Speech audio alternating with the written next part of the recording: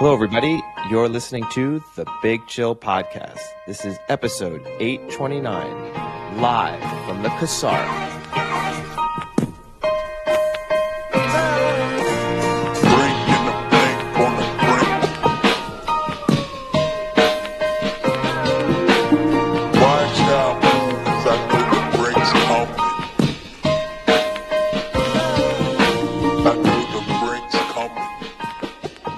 Hello, Big Chillians, and welcome back to the Big Chill Podcast. I'm Frank, joined as always with Eddie, live from the Cassara Hotel in Carlsbad, California.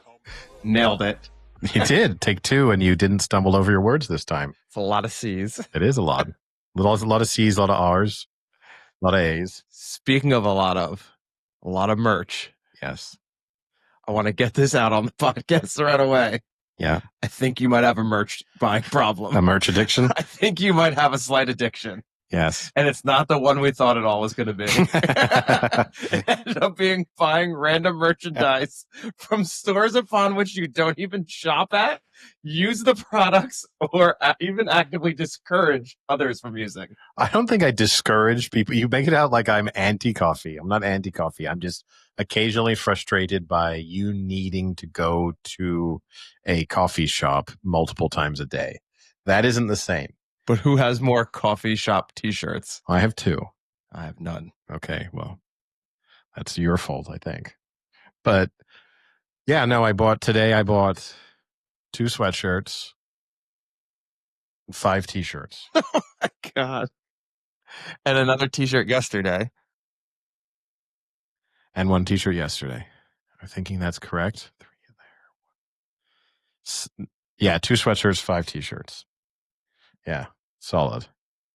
And 1 t-shirt yesterday, and definitely there will be 1 t-shirt, if not a little bit more, tomorrow at the Breeders' Cup. And then probably another 3 or 4 over the course of the next week, I think is a safe guess. The limitation here is actually going to be my suitcase. Is that what defines an addiction and a problem? When you now have to buy extra suitcases and pay for extra luggage to get your merch. The thing is, I don't do this year round. This is just kind of a bit I do on this trip every year, but I don't do this on other trips. Like when we go to Ascot, I don't buy merch. I've never bought a t-shirt as part of the Ascot trip. You bought merch. Yeah, I bought tea towels and stuff. Like, I don't think that's... And usually most of the things I buy are, and in that instance, are gifts. I actually don't remember anything I've really bought for myself at Royal Ascot, for example. Those are usually gifts for other people. So this is just this has evolved into a little bit of a bit. Maybe I'm taking the bit too far. That's possible. But I like it more if it's a bit. It's a bit of a bit. Because you've really leaned into it now. It's a little bit of a bit. You definitely... The bit part is that you can convince me to go into a place and take a look at the merch. And then if it's reasonably good, I will buy one. That's it. Like I got 2 t-shirts today that I would otherwise not have got.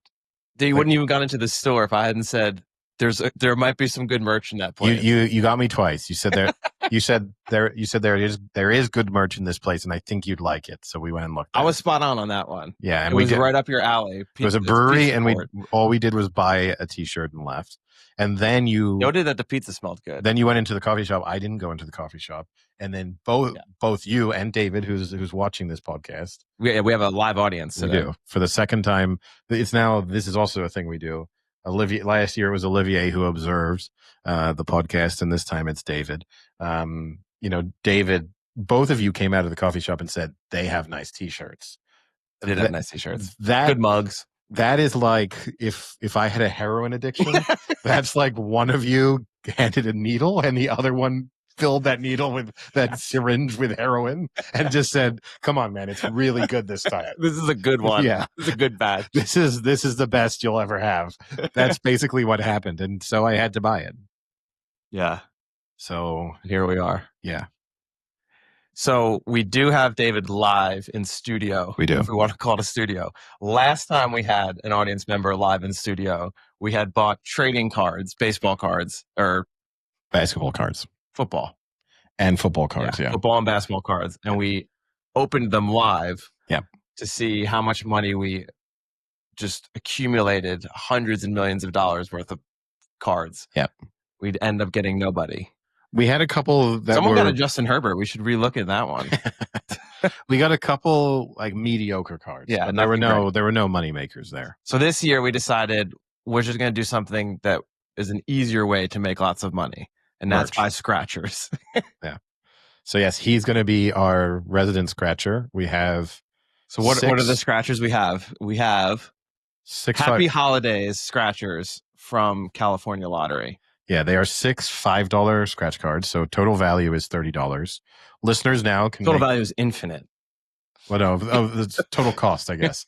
So, and it's also not infinite because I think there's a max payout on those cards. So it's not infinite. I hate to break it to you, but so listeners now can take a moment. They can pause the podcast and they can, interact with us on Twitter or Instagram. You can make a prediction as to how much these $30 worth of scratch cards will return. I thought you were going to say, go out and buy some scratches and scratch along. And we can scratch along. And that's the real move. Yes.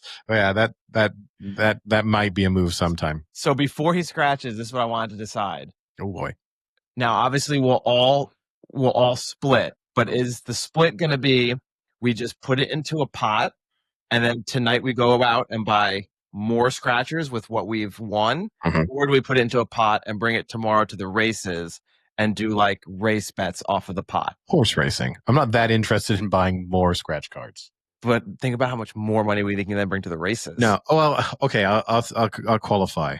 I think if it's $30 or less, it can go on scratch cards. Okay. If it's $30 or more, that's going on a horse. Okay. I think that's fair. Because if it's like we put it in a place pot? If it's $17, what are we really going to do on a horse?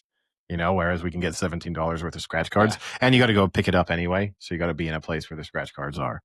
Okay. So that would be my fair guess. enough. Now I'll reverse the question. How much do you think we're going to get from $30? I think we got a big one in there. That's not what we heard last night. I think we're gonna get $80. Whoa. Wait, no, I'm gonna say we win a $50 winner. Whoa. We hit a 20 winner. Whoa. And 2 fives. So you think they're all winners except for 4. one? We said you have 6. Yes, but you said a 50, a 20, and two fives. Okay, so 4 out of 6. You think we just got a lucky pick? No chance. I think we get $13. They might not do 3s okay. on a 5. Somewhere between 10 and 15. Okay. I'll do that. We're losing at least 50%. That's my guess. You never lose on scratchers. Okay. David, you want to make a prediction? He's flashed 20 on fingers. Has lost his ability to speak. He's being respectful. He doesn't know if he can be on mic. So he's mimed us. He's not mic'd up. So that's the other thing we have to say. Similar to when Olivier was on there, we only have 2 microphones, so he's not on mic. So it is true. He would be a distant voice probably. So he's predicted 20. So we have a range. I think one of David or I will probably be correct. So David, you can start scratching. And we can tell us when you're done. And we can see how this goes. In the meantime, yes, let's recap, since we are part of a travel podcast. Yeah. How we recapped your travel. Yeah. Any other travel adventure stories for the 4 days you were in San Diego?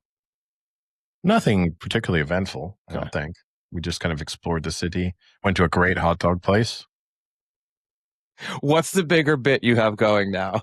This is with this hot dog place? This is the funny thing is you think that I'm not doing a bit. Fathom Hot Dogs in San Diego is great. It's great. It is worthy of being visited if you're in San Diego. And you don't have to be that big of I'm not some hot dog. You're not the dirt man. No, hot dogs are not my passion. Yeah. But I don't think hot dogs are even a passion for dirt men anymore. They're like a requirement. So I'm just saying, like, substance. Legitimately, they are tasty hot dogs. It isn't just hot dogs. It's in a beautiful location. You're in this sort of harbor out on, and you get a great view of the city. I think it's difficult to beat from that perspective. Good beer, nice beer selection as well. It's really nice. Nice, good music. It's the kind of music you'd think you'd want to hear if you were, sitting in hot a dogs? bar by the water in San Diego. So No, like it's Dua Lipa? no, it's like the Eagles A lot and of Eagles we're hearing. yeah. No Well, wonder why Olivia used to like coming here. okay, the first scratch card has been scratched. I don't know. Did David, did you do a breakdown of whether or not you've won here or you've just handed it over? I can check the tickets. I have the scanner. It looks like it's a loser, but go ahead and scan to confirm. It looks like this is 100% a loser. This is the height of podcasting.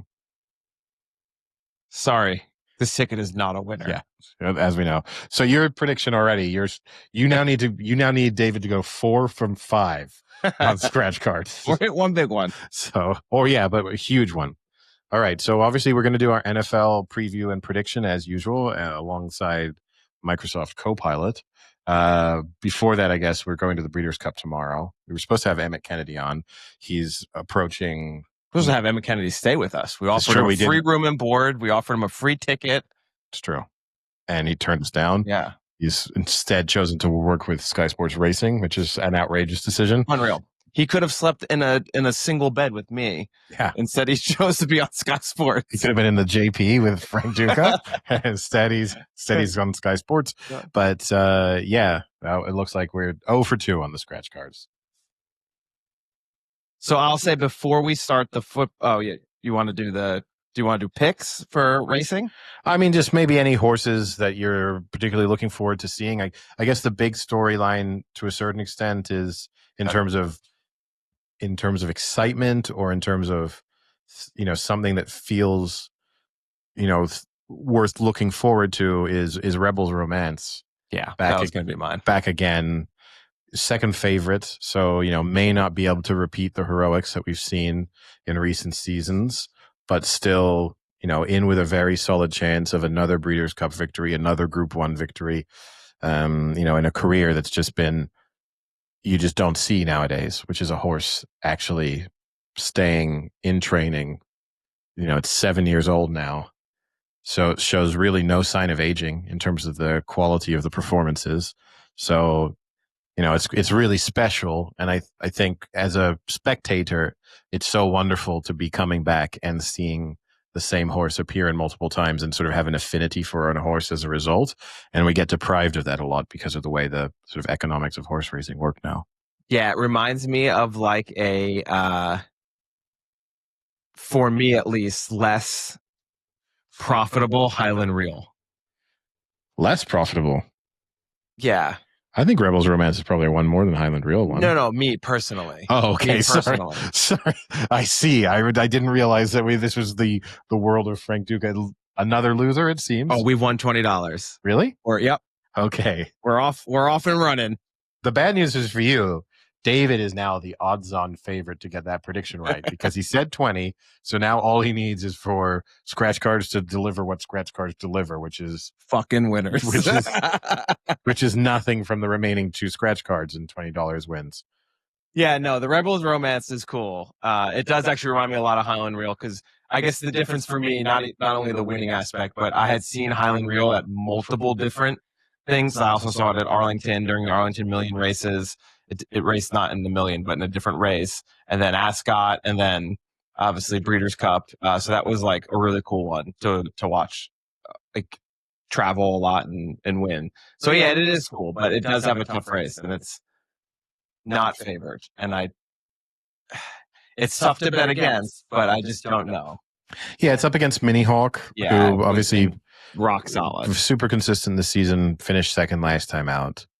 But has also shown, one of the concerns you have with European horses coming to the U.S. and coming to Del Mar, you got the tight turns to deal with. And Minnie Hauk has proven itself already.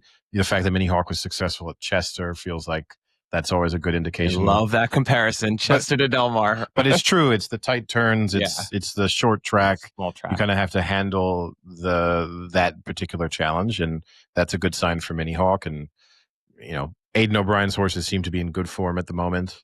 And on top of that, Minnie Hauk has been super, super consistent throughout this season. So yeah, it would be a surprise, I guess, if Rebels Romance was able to overcome. But then that's kind of what, and I think the one thing you have with Rebels Romance is it's won in slightly different ways. So Buick might be super aggressive and just try and go out from the front and then, get other horses off the bridle sooner than they want to be. Or it may try and, Buick may try and deliver Rebels Romance a little bit late. So I don't know. I will probably be betting on Minnie Hauk more than I'm betting on Rebels Romance, but my heart would very much like to see Rebels Romance win. Yeah. And I think, not obviously to the level of Rebels Romance, but another horse that will be around, that seems to always be around, is Notable Speech. Mm-hmm. And that Notable Speech is in the... Oh, do we have a potential? Sure. There's a confused look on David's face, so that might mean that there's another winner. You've won a free ticket. That's $5. No, that's not how that works. It is, because if we're going to put it back into buying more tickets, it counts as $5. Yeah, but that doesn't count as a monetary gain. It does. It doesn't. It does. It doesn't. $5. We're up to $25. It doesn't. Well, you're still $55 off your prediction, so this better be pretty special. Here we go. This has to be the Rebels Romance of scratch cards that's being dealt with. But yeah, in other news, I guess. And Sovereignty dropping out is kind of shitty, because that was actually going to... it still is a good race. Of the classic. You still have Sierra Leone and Fierceness and Forever Young, Mindframe, Journalism. So it's a very good race, but it does feel like you've now been deprived the horse that was the potential real superstar. Yeah. And it means that had the Sovereignty won the Breeders' Cup Classic, that sort of cements its position in terms of recent years. But then also, if something had beaten it, that also is more of a statement. Whereas, we now have... Now something could win and still not be like the best. Well, you just have a little bit of an asterisk. Yeah. I think alongside that. Yeah, Barry Bonds is doing okay. Is he? I don't know, actually. But yeah, no, looking forward to it. And obviously, in the next episode, we'll speak about our experience and how everything goes there. And, hopefully Emmett Kennedy texts us a few winners over the course of the day, and we'll let listeners know. I'll live tweet. So we'll have that going on. Follow the Big Chill podcast on Twitter, and we'll have some updates live from the track. Maybe some insights that the television won't be able to provide. Well, tonight, it is Halloween, and instead of going out, I think I'm actually just going to stay and listen to the Final Furlong podcast.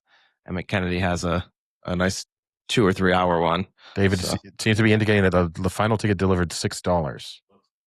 Looks like it. Thought that we couldn't get uneven amounts like this, according to Frank. So $6. All right, so $26 and $31. So technically, yes, you could interpret that as $1 profit on this. Boom on this we venture. Are rolling. Yes. What if I told you, Eddie, I could get you a 1% return in 5 minutes? That's not 1%. And that also took longer than 5 minutes.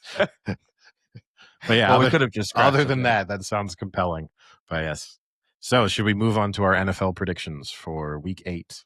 We could, but I have a travel story real quick. Okay. Oh yes. So I traveled from Minneapolis to San Diego. Yes.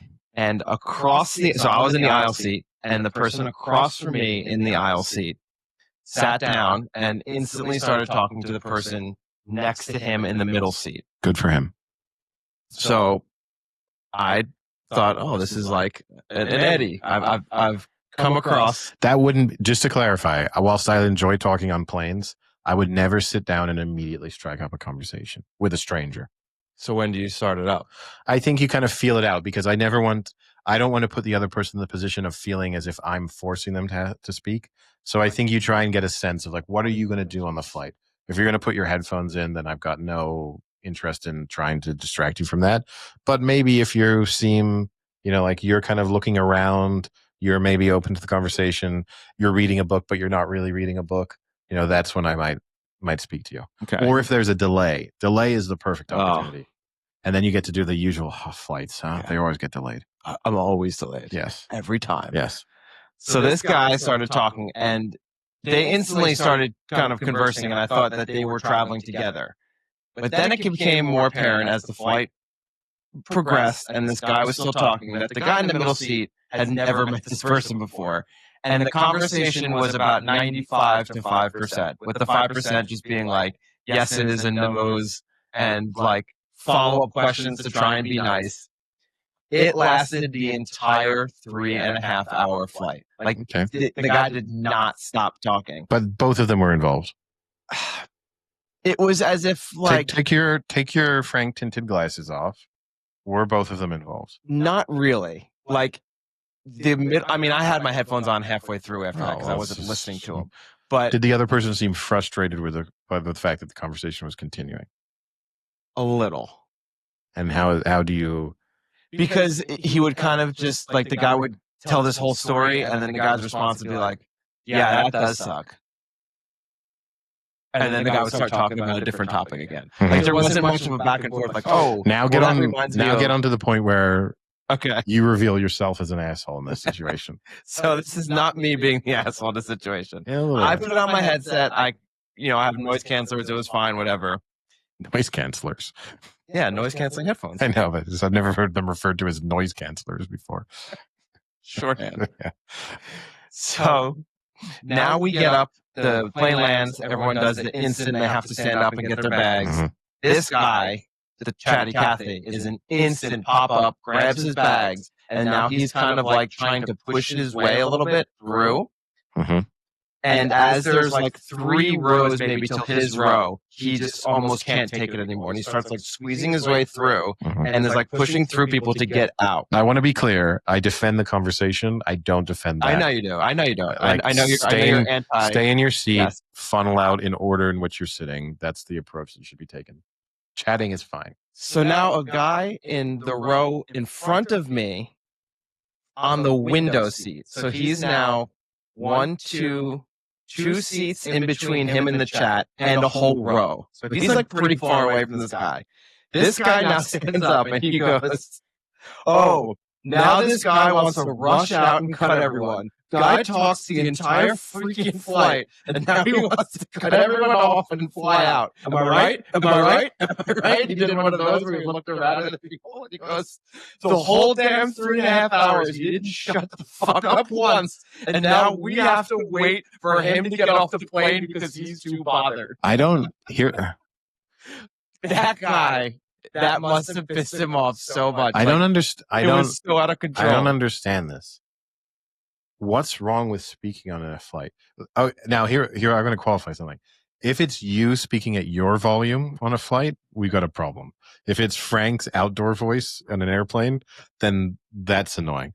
But if you're speaking at a quietish volume that just so the person next to you can really hear you, where has society got to where our expectation is that you just go and sit down next to someone for several hours, possibly even approaching a day in some instances, and you just don't acknowledge their existence as a fellow human being, that you are just there to put on your headphones, live in your bubble, and just ignore the fact that these other people are around you.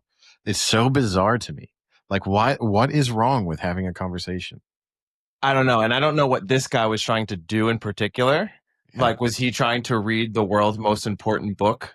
And that was just aggravating him? Because here's the thing is, I get it. If you want to read a book, it's annoying, but you put some noise canceling headphones on or in and then read your book. You don't need to be playing audio. Yeah. Just read the book. But you have bought your ticket on a plane filled with dozens to hundreds of other people. Yeah. That doesn't give you the right or the expectation to sit in silence throughout that process. Yeah. No, and I don't know why this guy was so worked up. Like something like he had clearly. You were also you were live texting. This is where you're leading out. You were live texting me and listener of the podcast, Ollie, about this experience. And what you're not including in this is whilst you were complaining about this guy speaking all the time, it then transpired that he was also at one moment in time talking about the fact that he had a mother with dementia. Supposedly. Why is he? Oh, he's making up a character. Maybe he's a guy who just likes to chat and make up stories. So to make that even worse, while you were complaining, or the other guy, if he's aware of the things this person has spoken about, that maybe he's going through a few things, and who knows where he's flying to or where he's flying from, and that in that moment that was a little bit of therapy for him. That he was sitting on a plane for a few hours and he needed to speak to the person next to him, and also to give him the benefit of the doubt. If you've listened to that conversation, maybe he needs to get somewhere really quickly. It's not that I'm not defending, but I don't know. give the guy a pass. Yeah, okay. I'll give him a pass on the chatting, but how generous of you. I'm not giving him a pass on the trying to make a connection when he clearly wasn't. Because then I watched him sit outside the gate afterwards. Classic move. Went to the smoking section. You go out of the gate and you just stand there in front of the gate, but you had to get out of that plane. Yeah. It was just curious as to how a guy 5 seats away was just so infuriated. That was pretty impressive by that guy. Something he must have been ticked in particular about something, but well, clearly. All right, with that story now gone, should we move on to NFL predictions? So I guess first we can mention the fact that last night the Ravens had a pretty comfortable win against the Miami Dolphins. Maybe the Dolphins kind of looked a little bit feisty early on, but got in their own way with a fumble and missed field goal. You know what they say about Mark Andrews? When he scores in doubles. Yeah. You say he never scores, but guess not. But yeah, it kind of keeps the Ravens' hopes alive. And we'll see. Obviously, we're watching them in person next week. We'll see how that goes as the season progresses. But now, real quick, for that game, we had all gone in on first touchdown score, and we did not get it. Yeah. Your selection was Mark Andrews, who did hit. Mm-hmm. Now, next week, we're going to be seeing them live. Oh, we got to bet Mark Andrews, yeah. First touchdown score? Maybe not first. Can we do double? 2 touchdowns again? Maybe Scores in bunches. Maybe not first, but anytime touchdown score, which is still pretty decent with Mark Andrews. I think we'd have to do that. Okay. All right, moving on to this Sunday's games. We start with the Lions at the Vikings. And the Lions are at 8.5-point favorites. How charming. I'm muted. I'll go first, I guess. You know, the Lions just kind of seem to be hitting their stride. The Vikings, J.J. McCarthy is supposed to be back. Wow, great. Can't wait. That doesn't instill more confidence. How long do you have to be out for a high ankle sprain? Something's not right. It's not a serious injury at all. But the Lions seem to be hitting their stride. Their offense, they score for fun, especially in home games. So, yeah, I think they'll be too strong. And so even though 8.5 is quite a lot of points, I would expect them to win and cover. Yeah, I kind of agree. I think Jared Goff owns the Vikings. So 4 games they've played.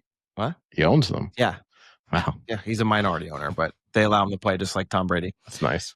In 4 games he's played, he has an 80.6 QBR, 78% completion rating, and in 4 games he's got 1,000 yards and 6 touchdowns. So he's pretty hot against the Vikings, who notoriously have a pretty good defense, but I guess not against Detroit and not against Goff. So yeah, I'm with you. I think they'll win pretty easily here. They'll put up a ton of points. Now we have to keep in mind as we have these predictions, both as we maybe give some live information on the Breeders' Cup tomorrow and for Frank's predictions right now for this weekend's NFL games. Already, Frank, chose a horse today to bet on called Let's Be Frank. That finished. Let's be frank. Near it barely finished. Yeah, nearly dead last, if not potentially dead last. And also, as this podcast started, I asked Frank to make a prediction as to which England player might finish top run scorer in their one-day international against New Zealand, which is taking place at the moment. And one of the things he did say was, we have to be worried about Joe Root, who was out for 2. So perfect. There you go. So yeah, now you don't got to be worried. Yeah, no. So anyway, just thought I'd provide that for context. You're welcome. So yeah, you have the Lions winning and covering. Yes. As does Microsoft Copilot, which has Sam. Lions winning 31-17. Detroit's offense roars at home. Jared Goff throws for 3 touchdowns, specific, as the Lions dominate the NFC North clash. The fact it includes is the Lions are 5-0 at home this season. The movie it's selected, I don't know exactly why, is Mad Max Fury Road. And the quote is, "What a lovely day." So there's that. I don't get who's. I don't know who's who. I don't know who's Jared Goff in that scenario. I don't know. Is he Charlize Theron? I don't know. Really couldn't tell you. Up next, we have the Packers uh, at the Panthers, and the Packers are 13-point favorites. I guess the question here is, did the good second half performance that we saw from the Packers on Sunday Night Football, is that translate over? Has the tide turned? Are they now going to be as consistent as we expected them to be coming into the season? I think so. Well, Bryce Young is back for the Panthers. I don't know if that's a good thing or a bad thing. T-Mac, the receiver from Arizona, the rookie, has been pretty hot lately still. So maybe they put up some points, but I think the Packers offense is just too good, like in terms of points, that the Panthers can't keep pace. And then also, I think the other thing to keep in mind is the Packers defense actually looked pretty good in that second half too. And that they were starting to get to Rodgers a little better. So that could be a nightmare for Bryce Young, who can barely see over his offensive line to begin with. Yeah, no, I think that's fair. Just both sides. I think the Packers could dominate both sides of the ball. So I'd expect the Packers to win and to cover. May not be able to edit that noise out. But the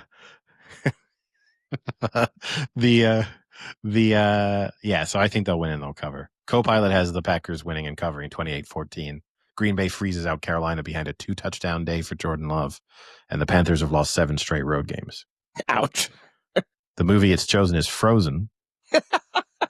Because Bryce Young is going to be frozen. And the quote is, "The cold never bothered me anyway." Is it going to be cold in Green Bay? Well, they're playing in Carolina, aren't they? No, it's at Green Bay. Oh, so, yeah, maybe. I guess. Or maybe it's just the assumption that they associate Green Bay with being cold. I don't know. Up next, we have the Broncos at the Texans, and the Texans are 1.5-point favorites.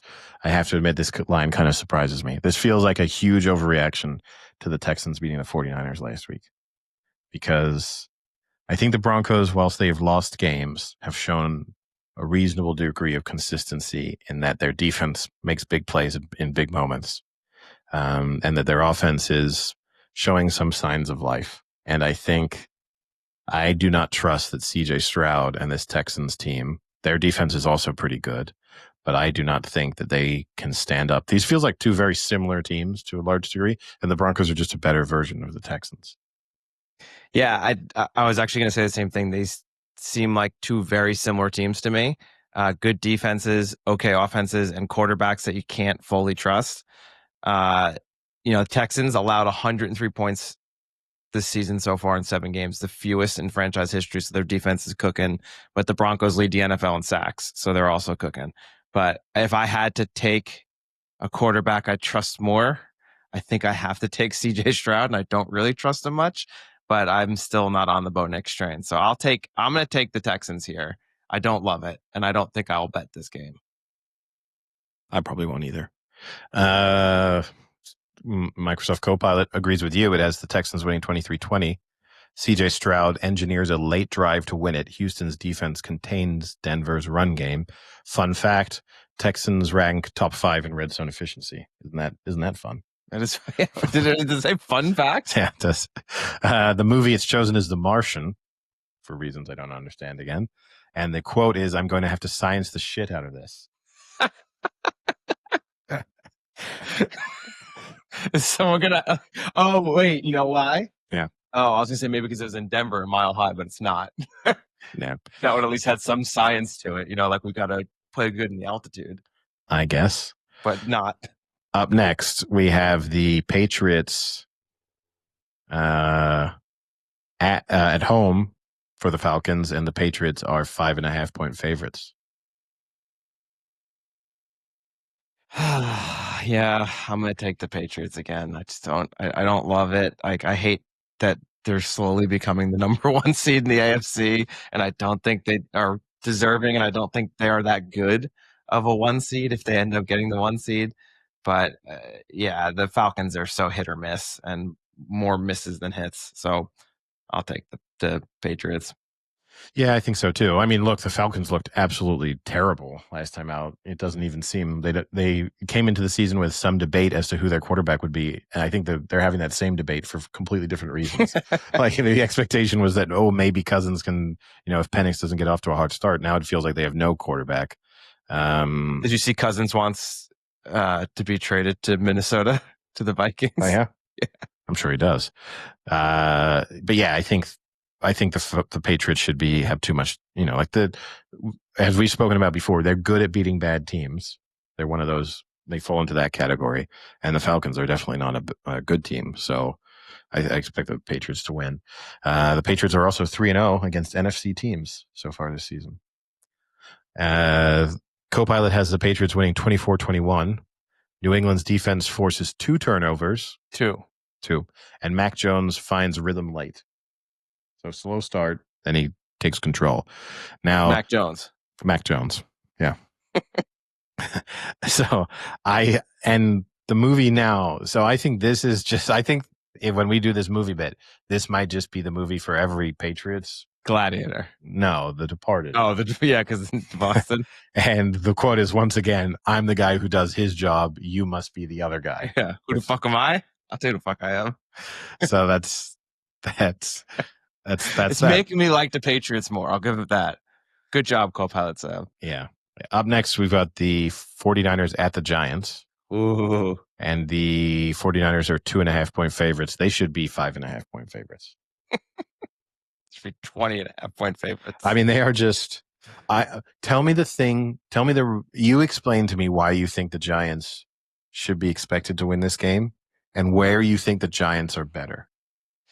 So are you asking me genuinely, or like why you think that the spread is what it is, and why? No, I mean you, because I know you seem to speak as if the Giants should be favored. No, I don't think the Giants should be favored. I think the Giants have a chance to win, but I think the Giants every team has a chance to win. Yeah, maybe, but I do think they genuinely have a chance to win because last week the Niners played the Texans and lost, and to me it's a very similar team where the Giants have a great front four and they can get a ton of pressure on Purdy, I think, is going to be back.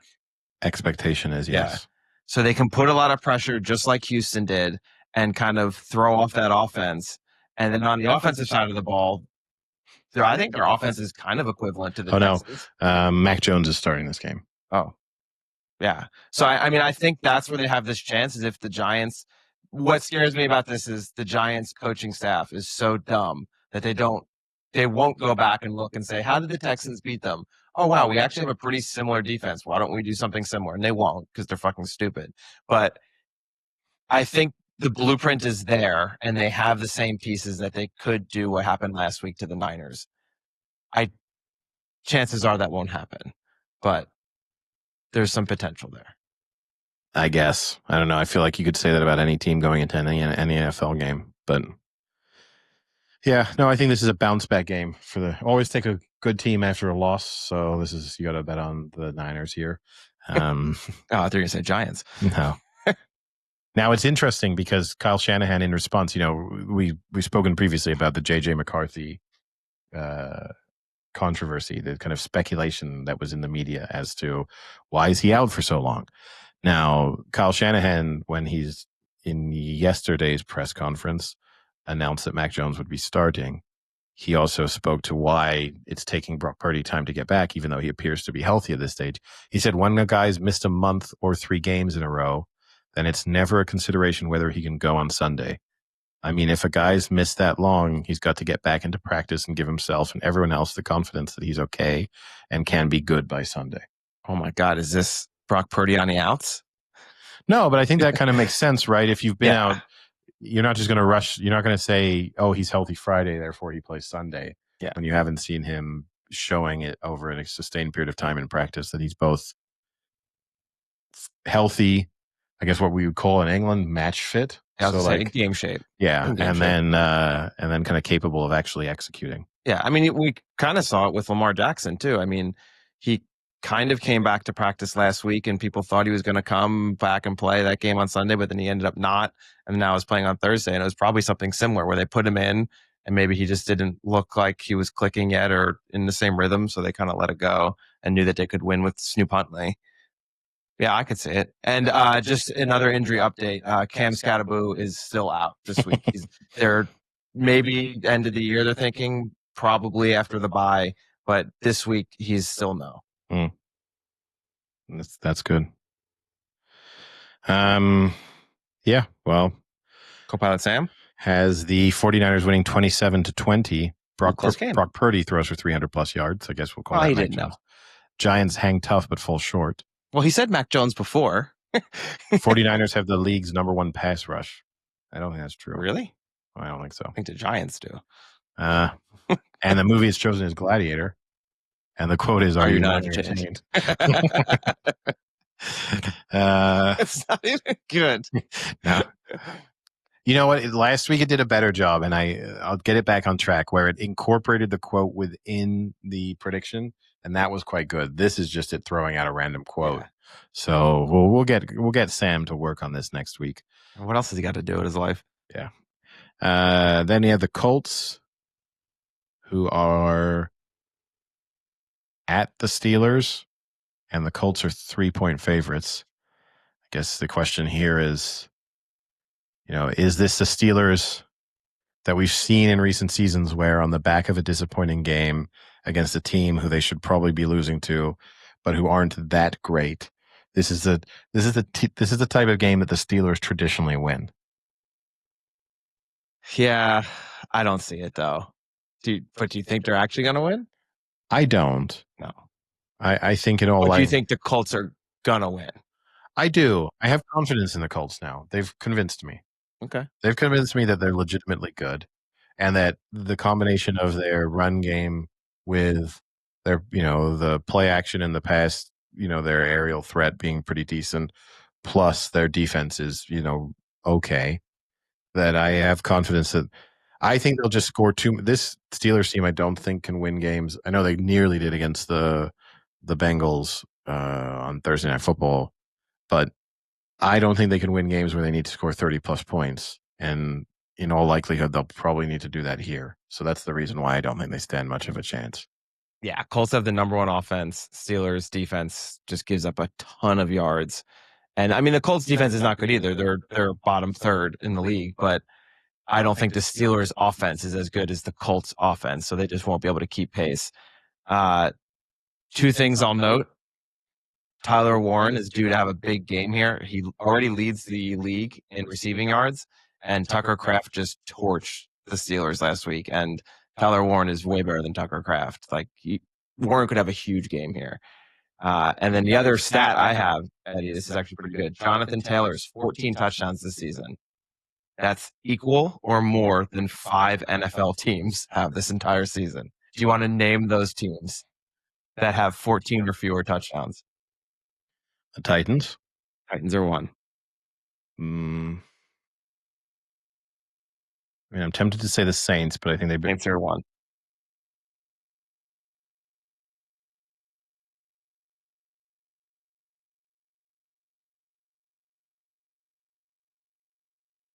The Panthers. No, Panthers are not on that list. The Vikings. No, Vikings are on this list, surprisingly. The Raiders. Raiders are on the list. Missing one other team that can barely score, and their defense was the only thing that keeps them in games, which has been that way for about 7 years. The Broncos? Cleveland Browns. Oh. And then the Falcons are the other one, which is kind of surprising, considering you have Bijan Robinson and you can't score 14 touchdowns as a team. Is pretty sad. Yeah.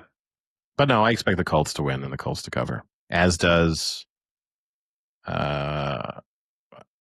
Co-Pilot, which has the Colts winning 26-21. Jonathan Taylor rushes for 120 yards. I don't know if that's specific or like 120 plus, but it doesn't have the plus. So it's 120 exact yards on the what must be the odds for an exact yardage on a running back? And 2 touchdowns. Indy stays atop the AFC South. The Colts lead the NFL in rushing touchdowns, which I think anyone paying even remote attention to the NFL would be aware of. Yeah. Now, real quick, while we're on that, because Sam is predicting Taylor to have. Can I give you the movie before. Oh yeah, okay, sorry. The movie's John Wick, and the quote is, "Yeah, I'm thinking I'm back." They're 7-1. Where have they been? I guess you could say that's like Daniel Jones. I mean, the question with the "I'm back" is was never here to begin with, because the only way that really makes more sense is if you're picking the the Steelers to win, and it's a Rodgers reference. But I can kind of get it. Maybe for the Daniels, maybe for Taylor. You know, Maybe. he disappeared a little bit, and yeah. Yeah, I don't know if I would compare Daniel Jones to Keanu Reeves. Definitely not as cool. Do you think Daniel Jones rode the subway in New York City like Keanu Reeves does? Maybe. I don't know.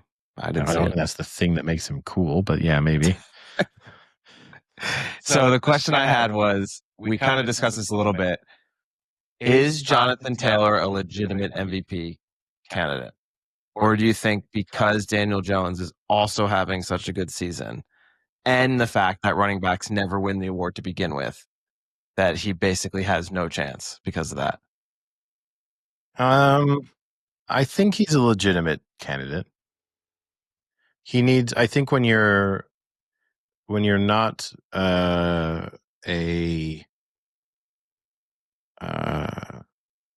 quarterback, you're going to need some quarterbacks to get in their way.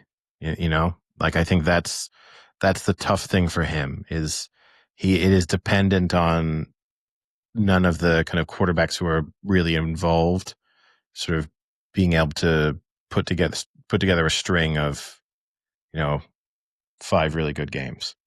So I think that's the tough thing for him. But realistically, yeah, I mean, he could have a completely record-breaking season this year.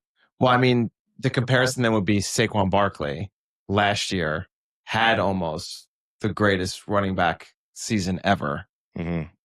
Probably a lesser quarterback statistically in Hurts versus Daniel Jones is right now, and still didn't win. I think the difference there is that the Eagles were already good. So Saquon Barkley was the sort of cherry on the cake of the Eagles being great. But he joined an already good team that had an already great offensive line that had already, shown itself to be Super Bowl caliber team. And he joined that setup and pushed them over the top. Whereas Taylor coming back to this level of dominance, yes, Daniel Jones is involved in them being 7-1, but you could say that Taylor is the most important player for them. And so he deserves credit for the season that he's having with a team that was expected to be one of the worst teams in the NFL. Yeah.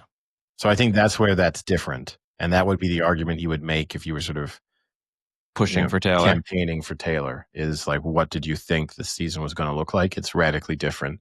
And he's probably the biggest reason for that.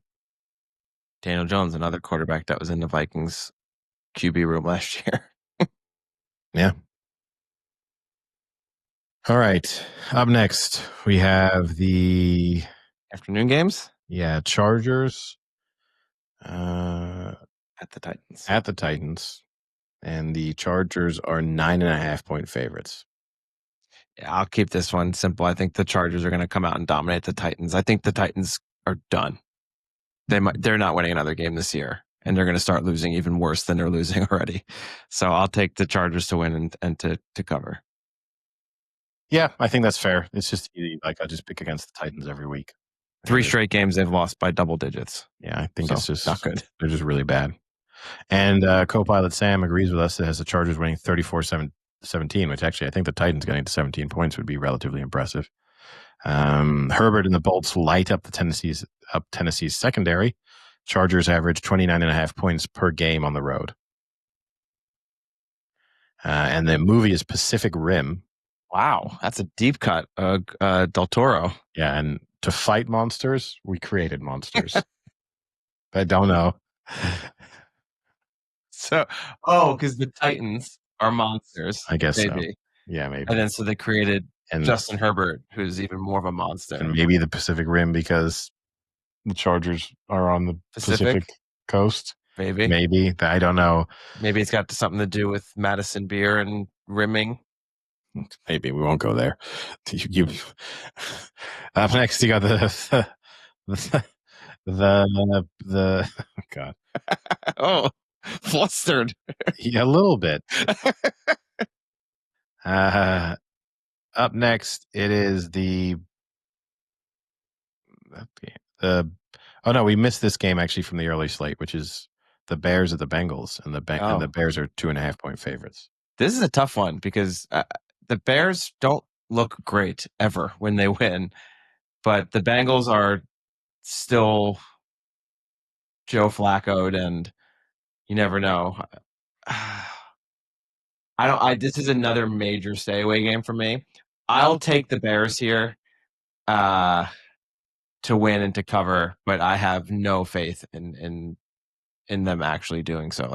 This could go so many different ways. This game, Flacco could come out and have another 400-yard passing game, or he could come out and have another 2 interceptions and a sack right off the bat. So it's so hard to predict a 40-year-old quarterback and Caleb Williams on a team who's so hot and cold. Yeah, I'm staying away from Bengals games in general. I think the Bears will win, though. I think they've been consistent enough to expect that they can kind of tighten the grip on this. The Bengals defense is just so bad. So bad. So, as good as their offense can be, their defense can be equally as bad. So I think the Bears will win. 31 points a game they're allowing. Yeah. It's crazy. Well, the co-pilot has the Bengals winning 27-23 with Joe Burrow leading a fourth quarter comeback. He's back? Yeah. Hell yeah, he is. Yeah. Cool Joe's back. So let's just it's co-pilot Sam. He can't help himself. And the Bengals are 4-1 in one-score games this season, according to this. Yeah. The Bengals are 4-1 in one-score games. They only have 3 wins. Yeah. they in one-score games they're 4-1, but then they actually got discounted off another game one time. And I think that this is 2 weeks in a row that Sam has come up with this movie and this quote. I think this is for him because after such a strong start with the movie concept, he's chosen The Dark Knight for this movie, and you either die a hero or live long enough to see yourself become the villain. And I think this co-pilots really let us down here. You got to give him, come on, this is Joe Burrow. He gets flustered every time he thinks about Joe Burrow. Give Sam some slack. We have one, so in the remaining 5 games that we have, only one of them has a movie and a quote that was selected last week. Oh, so we got new ones. So he was saving it for the afternoon games. Yeah, so we'll start with the one remaining game in which he has chosen something that he had already said, which is the Jags at the Raiders, and the Jags are 2.5-point favorites. See, now that Dark Knight quote would have actually worked maybe for the Bills and the Chiefs. Yeah.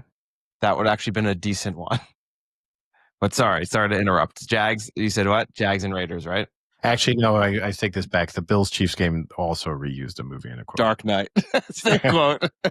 Yeah, the Jags are 2.5-point favorites. I think the Raiders are just legitimately bad, and the Jags are decidedly mediocre. And so I think the Jags have just enough on offense to score, the 25-plus points that the Raiders will just not be able to keep pace with. Yeah, I agree.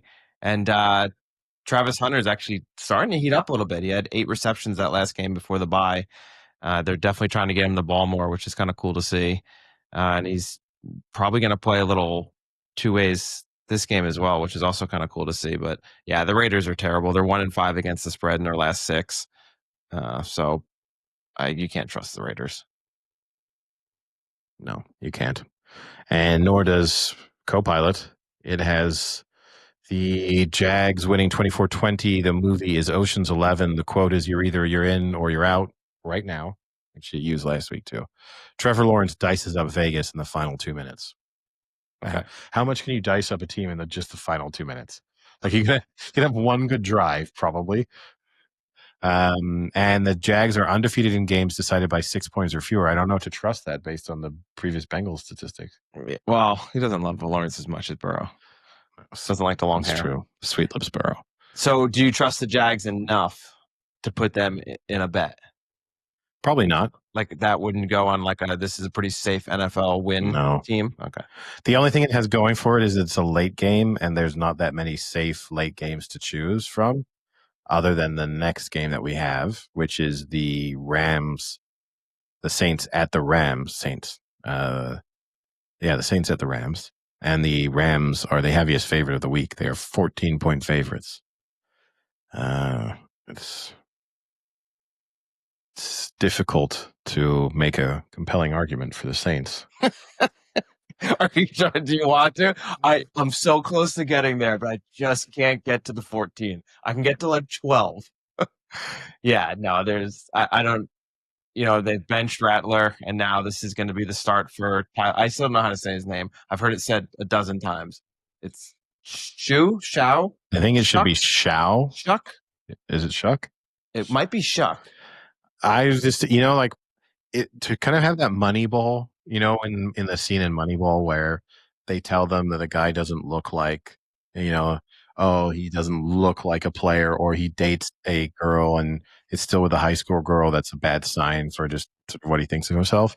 That is not the name of a quarterback that could win a Super Bowl.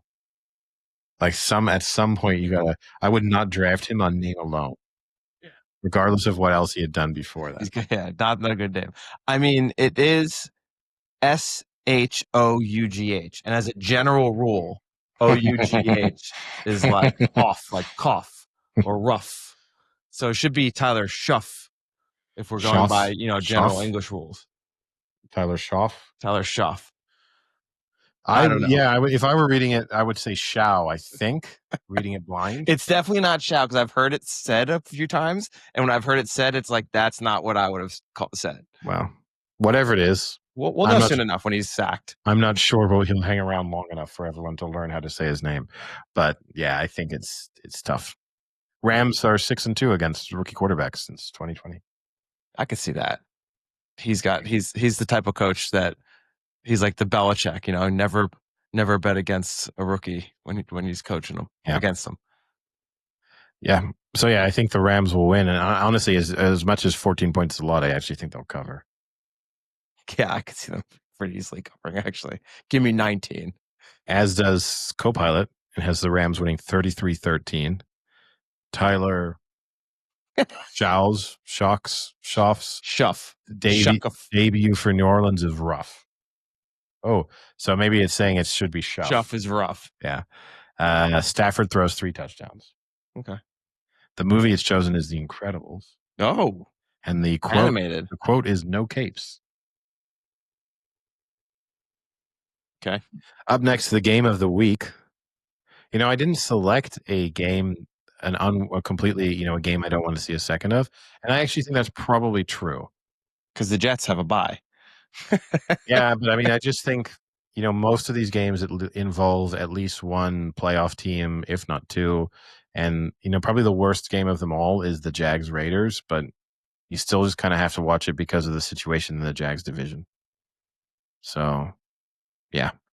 Or I guess you could maybe say Cardinals Cowboys on Monday Night Football might be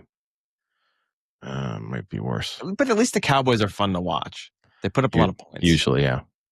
So yeah, the game of the week, the Chiefs at the Bills. The Chiefs are 1.5-point favorites.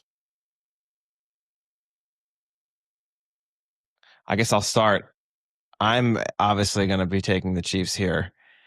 What I will say is history is against me. So during the regular season, one could say that Josh Allen owns the Chiefs. He's 4-1 outright against Mahomes in the regular season. 4 straight wins, 4 straight covers. So history would tell you to take the Bills in the regular season. But I think now the Chiefs have a little fire under them where people discounted them at the start of the year. Then they started off poorly and more people dumped in and said the Chiefs are done. It's over. And now I think you're starting to see them fired up and trying to prove everybody wrong. And they've been scoring in bunches lately.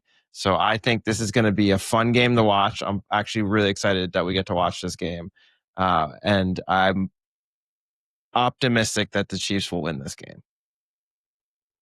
Okay. I think the Bills will win. I think they'll run all over the Chiefs. I think the Chiefs have had too many moments in all of the games that they play where they have bad spells, like a bad quarter, a bad half. And I think the Bills' offense is starting to get rolling, and the Chiefs will suffer as a result. That one bad quarter, that's 7 points down, 10 points down, and that's going to be their issue here. And also, ultimately, I think the Bills are, whilst their defense is not good, they may at least be good enough to take away the couple of threats that Mahomes has to rely on, like taking away Travis Kelce in key moments. So that's why I trust them in this instance. I do agree with you with the Chiefs at times have those spells where they're just like almost look inept, like they can't do anything. I mean, even last game, it was the second half that they really turned it on. That first half was not scary, but like I thought we got over this hump. I thought we got through the like stupid 3-and-out drives and stalls and things like that. Yeah. The nice thing my stat here for this, maybe Copilot Sam also has the same stat, but I doubt it. This is the 10th matchup between Mahomes and Allen, including playoffs. Mm-hmm. Since 1950, no quarterbacks under 30 have ever faced each other more that weren't in like the same division. So it's pretty nice, like to have a pretty good rivalry like this for two, dominant young quarterbacks in the league to have played each other so many times and put up great games. Like it's almost always a really fun and exciting game to watch. So I think that's kind of cool that you have this rivalry that's built up between them. Yeah, no, I suppose. I think we're going to see that happen more and more just because you see quarterbacks starting at an earlier age and getting, long-term opportunities. Copilot has the Chiefs winning 28-24. Let's go, Copilot Sam. Mahomes versus Allen delivers again. Kansas City wins on a last-minute touchdown. The Chiefs have won 4 of the last 5 against Buffalo. I'm not sure that's true. The movie, we had this movie last week too, Avengers Endgame, and the quote is whatever it takes, which was also a quote last week. Whatever it takes. Then we have Sunday Night Football, a little bit of an underwhelming game. It's the Seahawks at the Commanders. And I think this might be the game I don't really want to watch. You can't really say that because the Seahawks are in contention to win that division. I know, but I just don't really like watching the Seahawks. I do agree with you, but it's hard to dismiss a team that is in legitimate shot of winning a division. The Seahawks are 3-point favorites. I think I'm going to have to side with the Seahawks here, just on the basis that they are pretty consistent at this stage. I feel like they can be trusted. The Commanders, I mean, they're a little injury ravaged. Things are going wrong for them everywhere. And, that game against the Chiefs is kind of a representation of that, where it was 7-7 at halftime, and then just the second half was a disaster. And they also, in that first half, had multiple drives where they should have come away with more points and didn't. And I just think the Seahawks are sort of methodical in their approach to games and consistent. So I'll trust them to just have too much for this Commanders team. Yeah, it's still not sure, I think, who's going to start, Jaden Daniels or Marcus Mariota. That's probably going to be another game time decision. Mike McDonald, the coach for the Seahawks, actually said that they're going to prepare the same. And his quote is, I think both operate the system really well. Both have really great arm talent. Both can extend plays. Both are really fast. Now, I know that's something he probably just kind of has to say, but to me, it's like a little indication of everyone thought Jaden Daniels was going to be like the next great superstar. And for now, already a coach to be like, they're both really good quarterbacks and not be like, well, obviously, like Jaden Daniels is an exceptional talent. It's, I don't know. Maybe he's just saying what he has to say there, but I feel like if that were, I can't even think of who a decent backup it is for another really good quarterback, like a Joe Burrow, Joe Flacco. It's like, oh, they're both really good. You would say like Joe Burrow is still the better player, but Flacco can also be good. So I don't know. I think you're reading too much into coach speak there. Yeah, that's too much coach speak. Yeah, I mean, what's he gonna what's he gonna do? He's not gonna. He does what's his face did and said, I wish we could have seen Russell Wilson again another week. Yeah, that's the alternative. But yeah, I think, yeah, what are you gonna do here? He's got to be positive about people on his team No, this is Seattle. This is McDonald. Oh, but Seattle coach. Yeah, but you just have to be respectful of the other team. Yeah. You don't want to get a. And also, too, that is a little bit of, hey, we're preparing for both options. Not we thought that this quarterback would start. Turns out he isn't. Our whole game plan all week was around him playing. So, yeah, I think that's just coach speak. Okay. Yeah, I'll go with the Seahawks. Commanders not good in primetime games in the last 12 years. 11-26 against the spread. 0-3 this season against the spread in primetime games. So not very good when the lights are shining. And Copilot has the Seahawks winning 23-20. Geno Smith escapes pressure and delivers a clutch win. So Geno Smith back. Sit down, Sam Darnold. You fuckhead. The movie is The Matrix. Ooh. This might be the most confusing quote it possibly could have used. There is no spoon. Okay, let's think about this. Who's the spoon? There is none. Exactly. It's it's a unique one. A little think outside the box type of thing, but is that the Seahawks? They're kind of like a trick team. They think outside the box. They do things a little differently. They operate differently. I don't know. Not sure. Then we move on to Monday Night Football, which is maybe Sam Darnold's supposed to be Morpheus. Maybe that's it. That's the comp. It wouldn't be my go-to decision in the NFL to represent Morpheus, but who knows? The Cardinals at the Cowboys, and the Cowboys are 3-point favorites. Yeah, Cardinals are reeling. They won their first 2 and have lost their next 5. It is a rough slide for Arizona. The Cowboys, this is a must-win for the Cowboys if they want to stay alive. And I think not only like playoff contention, but just like team implosion contention. Because with Jerry Jones, he's one of those people where if things start to go downhill, he'll start havoc in the locker room, and people will be traded, new people coming in, coaches randomly fired. So I think this is a must win for the Cowboys. I think they're going to come out, they're going to put up a ton of points, and I think they're going to beat them 38-30. Okay. It's oddly specific. I think the Cowboys, we've seen from them that against bad teams this year, they just have these explosive offensive performances. And I think this would be a game where they can do that. So I think they will win this game comfortably. And just from the Cardinals, I mean, their offense is kind of sputtering. Their defense isn't particularly good. So yeah, I think this is a tough one. So yeah, I'll have the Cowboys to win and to cover, as does Copilot, which has the Cowboys winning 31-16. Dak Prescott throws for 4 touchdowns. Dallas's defense suffocates Arizona.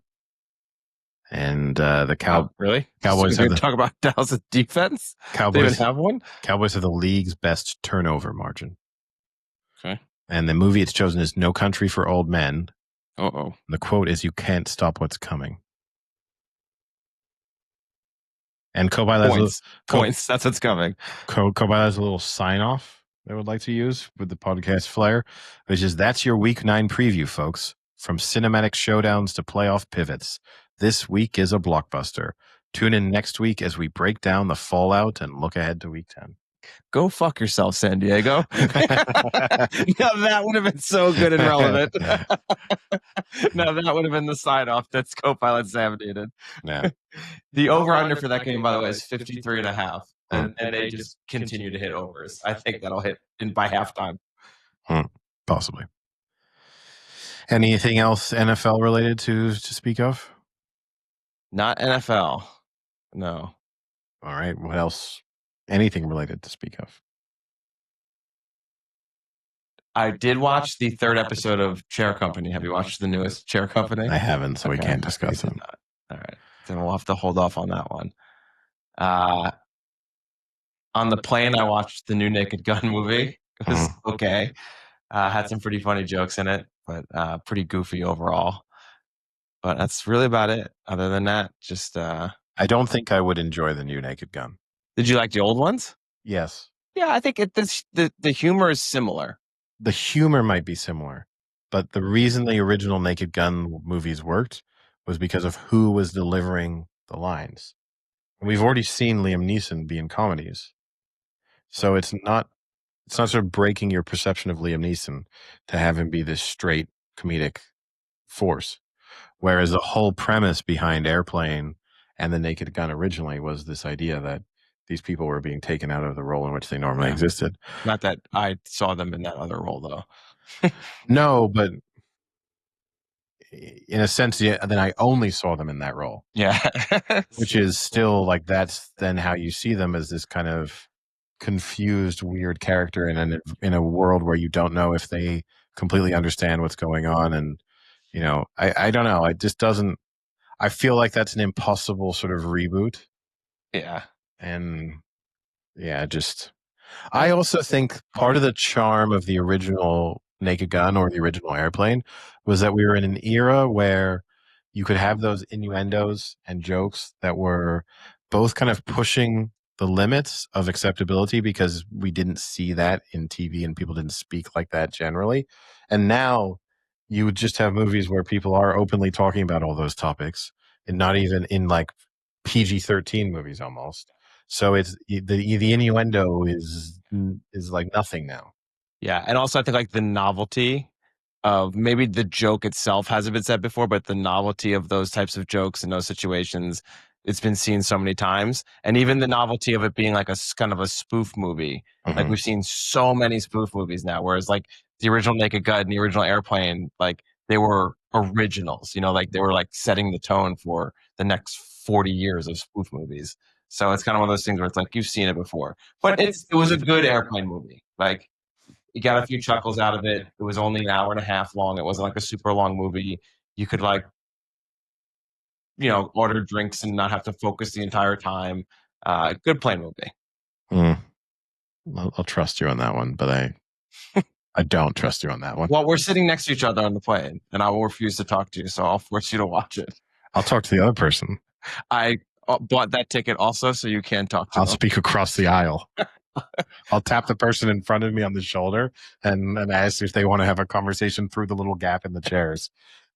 That would probably drive the other person. That would be acceptable. Insane. If that's what you're doing, you're allowed to speak to the person. You can, for example, you can't speak across the aisle. I mean, you can have a little comment, but you can have a full on conversation across the aisle. So that I would agree. But the person next to you, that's fine. But what if we're like a group of 5 traveling together? No. So the 2 have their own conversation, the 3 have their own. You can say something. Like, I'm not saying you have to, again, ignore the fact that they exist. So you can say a sentence of something. Oh, our next flight's delayed. I can give you that information. But beyond that, that's the limit of our conversation. Otherwise, you are being assholes because now you're starting to turn that bit of the plane into your little private party. And that's not respectful to the people around you. What about if we're flying to Ibiza? Even so, destination doesn't change it for me. Okay. Anything else? I don't think so. All right. I guess with that, we'll call it a day. Sounds good. Talk to you later. See ya. Cheerio.